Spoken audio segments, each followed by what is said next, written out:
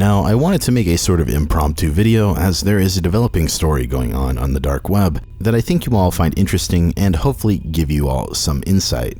While I've touched on some of my research regarding the Silk Road, I haven't really gone into much detail with the sort of day-to-day things that occur on dark web markets.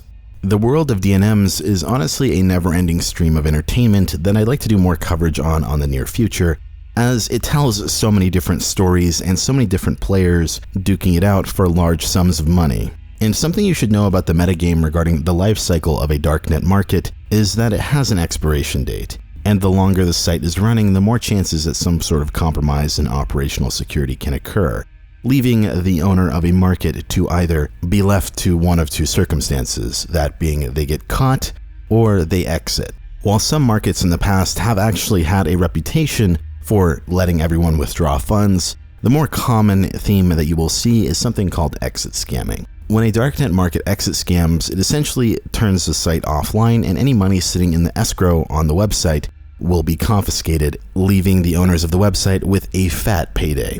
And any owner of a darknet market is righteously paranoid that someone is going to try and take them down at any given time, as they're constantly faced with the threat of law enforcement or other bad actors on the dark web that will attempt to infiltrate a market and try to gain leverage by some means of extortion. The owner of a darknet market is under constant pressure to try and keep their cool and not screw up along the way.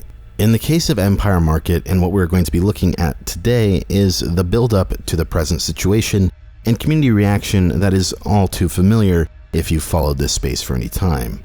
I think a lot of you will find this interesting if you're not familiar, as it highlights this never-ending game of chicken played by market customers and vendors, as many of them know one day they will wake up and any given amount of money in that escrow can be gone at any moment. Given the amount of transactions that can be pending at any time, we're talking about people losing millions of dollars. So I want to give you a general oversight to the situation and the events that led up to the closure.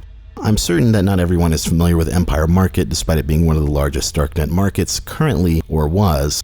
So for a bit of context, it has been a relatively successful DNM that has been around since 2018, that over time has built up the largest audience on Dread and is presently the largest community around. In terms of the username responsible for handling the market, that is unknown. While it is common practice for markets to not reveal their internal hierarchy for operational security reasons, but based on what I was able to dig up, it appears that about 2 people were running this individual market, that being someone by the name of 1234 and Fire2. I will touch a bit more on these individuals a bit later, but moving forward with a user by the name of 7, the events surrounding the closure of Empire stem heavily from this individual. And 7 was the entire head moderator for the subdread and had access to control the forum. And before even announcing that this entire situation was going to happen, he purged his entire account. As you can see, he has 935 comments and 38 posts on Dread, but only a handful of them are actually visible, and this entire situation starts about a month prior, with a post from him. Now, on July 26, Empire had announced that it was leaving Dread as a result of disputes waged with how certain things were being handled on this community discussion board. In case you're unfamiliar with Dread, it is basically a darknet version of Reddit, or a Reddit-like site. And while things would remain relatively business as usual for some time through August up until August 14th, 2020, this would lead 7 to make another pinned post on their subdread called The State of the Dark Web, giving an update to the forum situation and what current things he wanted to expose about what was going on. And while the original post was nuked, as 7 literally deleted his entire account while I was making this video, special thanks to dark.fail for keeping an archive. The post reads the following.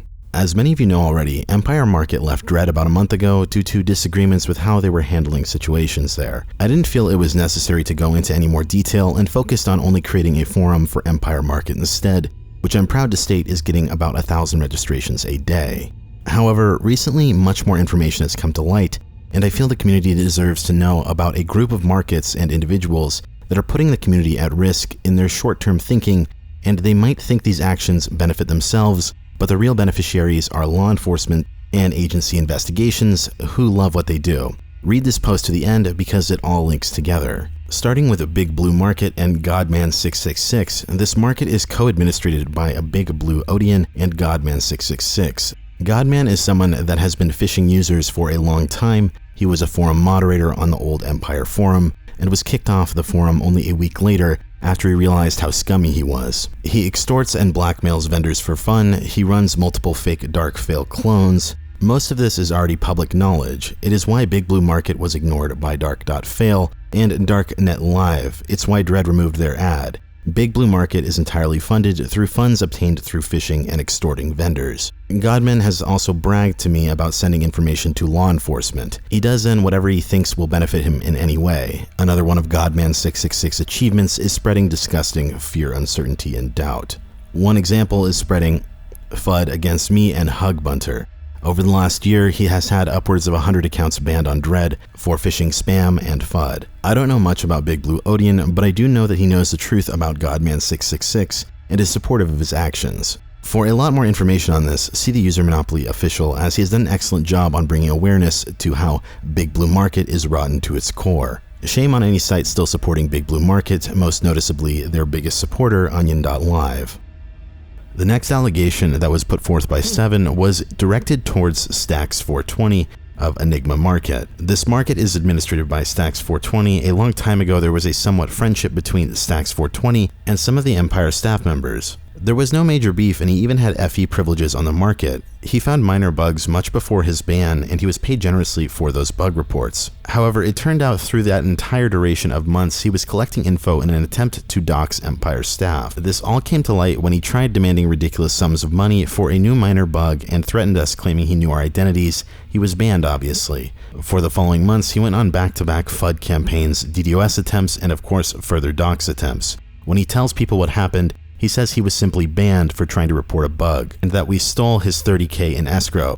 He never had anything close to that in escrow on Empire. If not called out for that, he sticks with the $30K escrow story. If he's called out, he pivots and claims his listings were worth $30K, which is pretty funny.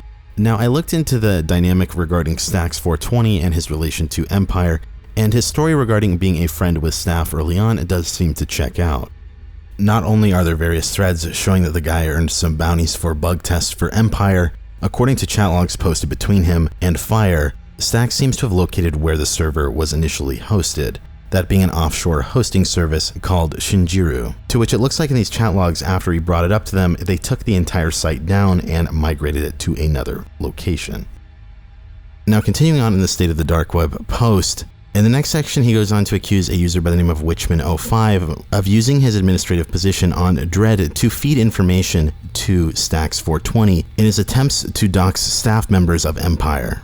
And in the final section, he accuses a user by the name of Layla of trying to extort the creator of Torum, a hacking forum, and shares a message that Layla is in cahoots with Stacks in their attempts to take down Empire.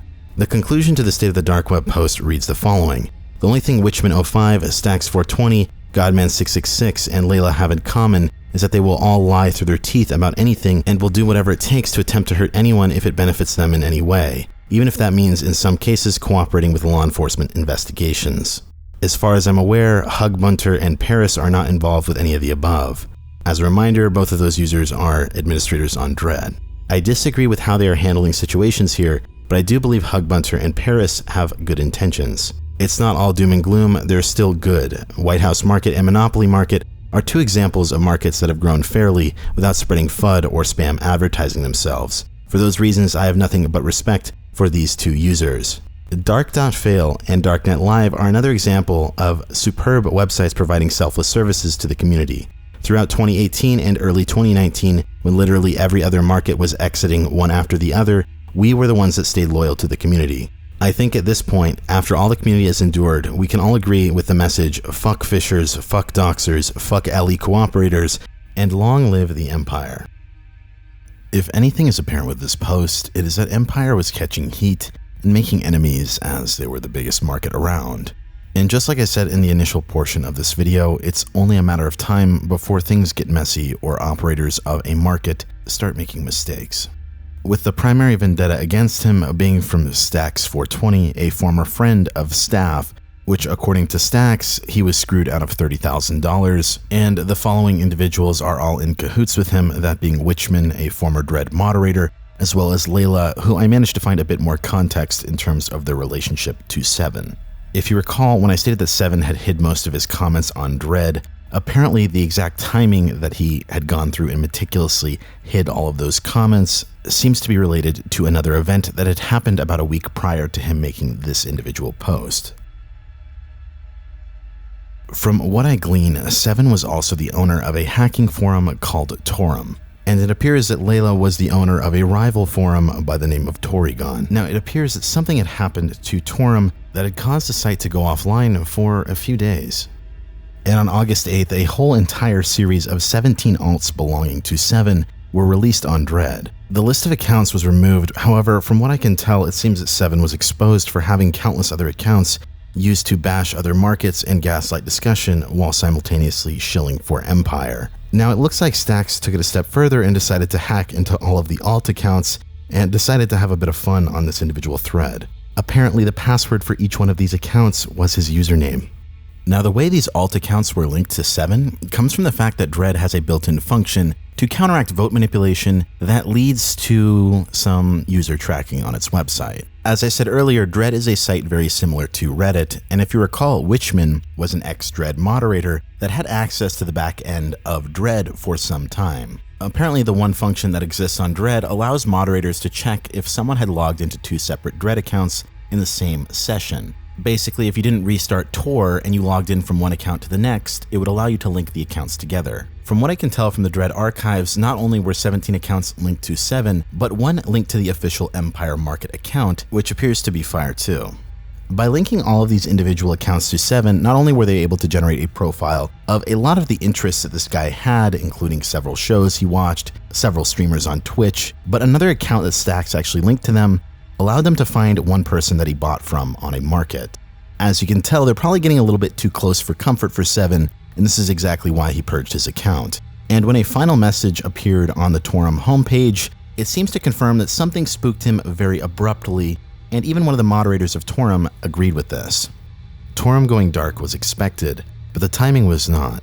He was normally good with notifications to staff, but he recently cleaned a lot of his online footprint, which limited communication to the site. This worked for site maintenance notifications and such, but there was never a heads up for a DDoS, so I think something knocked the site before he said fuck it and left it down. Now, I know I haven't gone in chronological order, so I want to do a brief recap just so you can remember where we're at. In July, Empire Market announces it is leaving Dread due to disagreements with the staff there. Around August 5th, Torum would go down. On August 8th, several alts linked to Seven are released, prompting him to purge his account and also shut down Torum.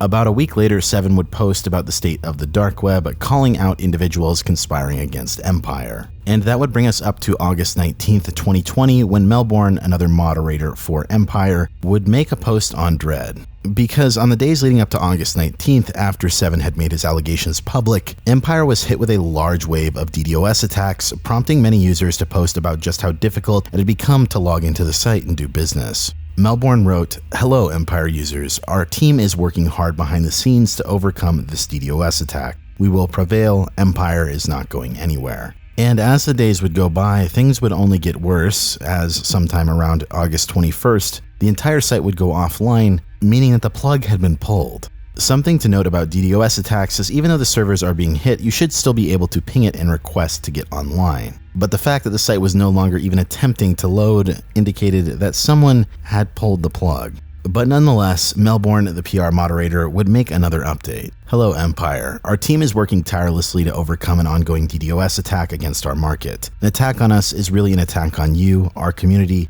and we do not take this lightly. We are the #1 market, and it is your trust that has allowed us to get here. Trust is earned over time. When dozens of admins were scamming in 2018 and 2019, we were the only market to stay loyal to you. This is who we are. Our character has not changed. Many want to see us fall, but we are not going anywhere. Long live the Empire." However, as the clock would tick and tick, no update from the official admins was ever made. Keep in mind that Seven and Melbourne are only moderators, with Seven being the head moderator, and with many users having incredibly large sums locked in their escrow, many people would begin to get nervous. While some users remained hopeful, a few users reported checking the blockchain for their deposit addresses and noted that some of their funds were moving. And sometime after that, Seven would take down the forum that he had just made a month prior. This led to the realization of what might actually be happening, leading many users to panic and demand an update. With these rumors floating about, once again, Melbourne would make another post stating, "Beware the many false narratives and FUD circulating. We are here and hard at work. Doing anything safely takes time." The situation would only look bleaker when the community demanded some update with a signed PGP confirmation. In this thread, Seven would respond, but for some reason elected not to sign with his PGP key. The comment wrote, "If the market is still down in a couple days, I will make a post about the whole situation then.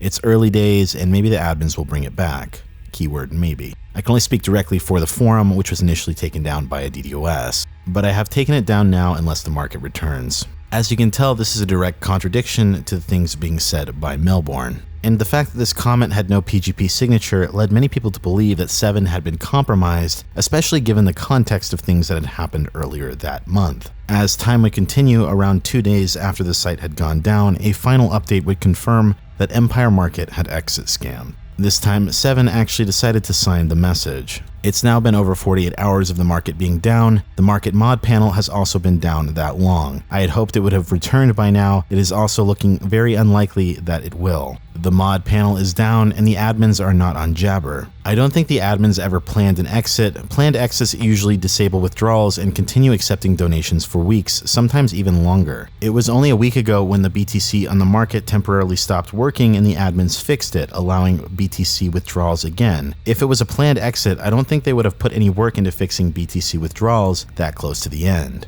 They had frequently told me that they wanted Empire to be the longest living market in history, and for the most part, I do think that that was their intentions, and it is why the market was online for as long as it was. Having said that, it is sad the admins didn't give any notice of the closure, and there is no excuse for that. I know the admins were getting tired of keeping Empire Market running. The market was on autopilot for the last half a year with no new features being added. I had made suggestions. Some of the suggestions was getting rid of pins and only using PGP two-factor authentication, or reviewing XMR code to make XMR withdrawals more reliable. Most of my suggestions were ignored. Early on in the history of the market, they listened to me more. The market launched with allowing weapon purchases. They removed it after I strongly advocated against the market having anything to do with weapons. In the last half a year, it wasn't just ignored suggestions. Communication in general between the mod team and the admins was very limited. This was frustrating, but I had accepted that this is the way they wanted it.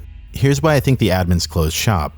Empire Market started having good uptime again after the endgame links were added about 4 months ago. The market was online because 2 admins agreed to make weekly payments to Gustav to keep the market online. Gustav had been holding down the market brutally for a long time, and when the endgame links were added, he took all of those down too. This was probably the closest the market came to a breaking point and a deal was made. I wasn't told the specific details of the arrangement, and I never spoke directly to Gustav, but I can guess he must have been getting paid at least 10K to 15K a week, maybe more. The market was already in a complicated spot with Gustav, and when new DDoS came from a new DDoSer that could hold down 9 endgame links, this was probably when the admins decided to call it quits. I doubt they would want to pay multiple DDoSers at the same time. It wouldn't work out paying one DDoSer if another is holding the market down. Having said all of that, if the Tor staff team had fixed the problems in Tor that makes an attack like this possible, I believe the admins would have stuck around longer. Tor staff know what they need to do to fix this, and that is to add a proof of work to the network. Maybe they are working on this now, and it's nice to see that they are talking about proof of work more frequently, but they have been stalling on this for years. I'll go one step further to say that if the Tor staff team had added proof of work years ago, even Dream Market might still be here. I never had server access to the market, but I did host the new forum. The forum was spared from the start date of the new DDoS, but after the admins took down the market completely, even the mod panel, the forum started getting attacked after that. It was up and down for a day after the market was taken down, and then I took down the forum too, waiting for the market or mod panel to return. In my point of view, putting the cost and time into fighting DDoS and keeping the forum online was a thankless task if the admins have stopped communicating with me and stopped paying me. This is why the forum was online for a short time after the market was taken down, but was taken down later. They were not hosted together. I started at Empire as a volunteer forum moderator on the old forum, and I never thought I would come this far. This is a sour conclusion, but I am proud of the work I put in. I'm disappointed the admins ended the market like this. I apologize to anyone who had money in escrow. I can only advise that you use markets with multi-sig and only use that for big orders. Much love, 7. And that was the end of Empire Market. While it's hard to say for certain how much money was taken from the market escrow, it seems like the figure that is being settled upon is around $30 million.